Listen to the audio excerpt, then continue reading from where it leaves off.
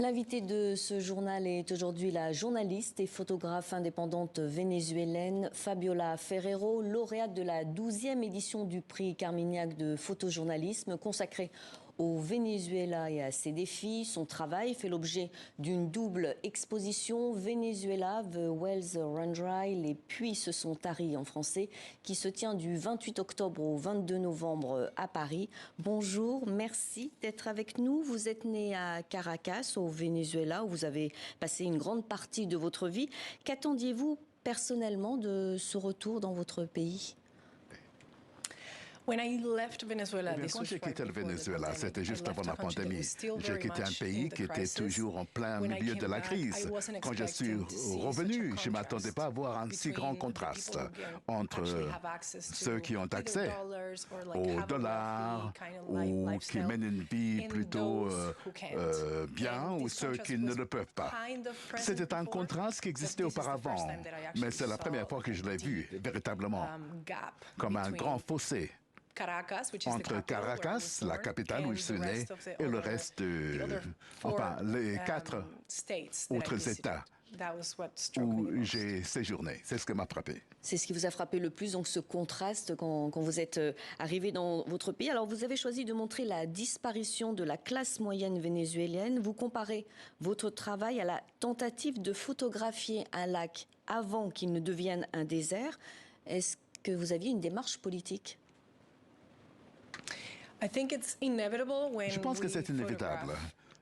Quand on prend une photographie de quelque chose, d'avoir une démarche politique. Dans ce cas, même si je ne parle pas véritablement de mes opinions politiques, il est clair que je reconnais une blessure, un sentiment de perte qu'on voit dans le pays.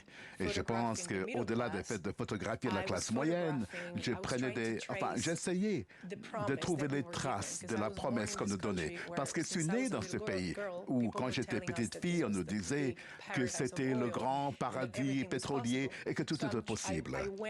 Par conséquent, j'ai parcouru différentes villes en traçant les promesses de ce pays qu'on devait devenir. Alors justement, lors de votre reportage, vous avez parcouru tout le pays. Alors je vous propose de regarder cette photo qui va apparaître. Est-ce que vous pouvez nous la commenter ? Quelle est la symbolique de cette photo ? C'est intéressant que vous montrez cette photo. Il s'agit de Olistela Salazar. Elle travaillait à PDVSA. PDVSA, c'est-à-dire la plus grande société pétrolière qui appartient à l'État. Vous savez que l'économie vénézuélienne est complètement dépendante du pétrole. Et sa famille travaillait traditionnellement dans l'industrie pétrolière. Elle faisait partie de l'équipe sportive. Donc une personne très heureuse qui a passé toute sa vie et toute son identité est liée à la prospérité pétrolière du pays. Maintenant, elle habite dans cette maison qui appartenait à son père. Elle a 80 ans. À l'époque, quand j'ai été la voir dans sa maison, elle avait même la cuisine, envoyé le feu sur la cuisinière. Je lui demandais pourquoi. Elle disait simplement pour savoir quand il n'y a plus de gaz. Il faut que je retourne pour chercher du gaz. Pour moi, c'est une façon un peu bizarre de faire face à ce défi quotidien, mais cela fait comprendre la vie que mènent les anciens dans le pays. Cette photo est là pour 2 raisons. Tout d'abord, elle parle du pays qui a existé avant l'effondrement.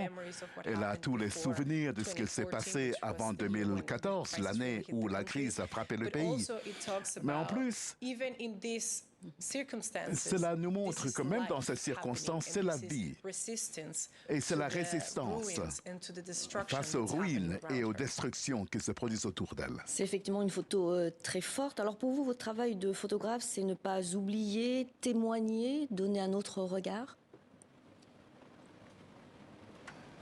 En effet, je pense que mon travail a porté surtout sur le fait de tracer des mémoires, construire des mémoires. Aussi parce que au Venezuela, la documentation du présent et la préservation des archives. Et tout cela a été compromis au cours des dernières années. Il y a eu des destructions des archives, des bibliothèques, l'information est contrôlée, il y a de la censure. Donc, il s'agit de fabriquer une mémoire pour l'avenir, c'est important. Alors, une dernière question, quel regard portez-vous sur le Venezuela d'aujourd'hui? Le titre de votre exposition en dit long. Comment est-ce que je vois le Venezuela aujourd'hui? Eh bien, pour moi, le Venezuela est toujours en train de lutter. Il y a tout un récit où on nous dit que les choses s'améliorent dans le pays parce que certaines personnes ont accès maintenant à des ressources, ce qui n'était pas le cas il y a 4 ans. Mais ce n'est pas vrai. Quand je voyage à travers le pays, je vois dans quelle mesure la crise est vraiment profonde. Et voilà pourquoi plus de 7 millions de personnes ont quitté le pays. Je pense que ces dommages vont exister dans les années qui viennent. Ce n'est pas juste quelque chose qui se passe et puis qui disparaît. C'est une crise très profonde qui va se poursuivre pendant des décennies, peut-être. Merci beaucoup, Fabiola Ferrero. Je rappelle que l'exposition Venezuela, The Wells Run Dry se tiendra du 28 octobre au 22 novembre à Paris et fait l'objet d'un très beau livre. Merci beaucoup pour cet entretien. Et c'est ainsi que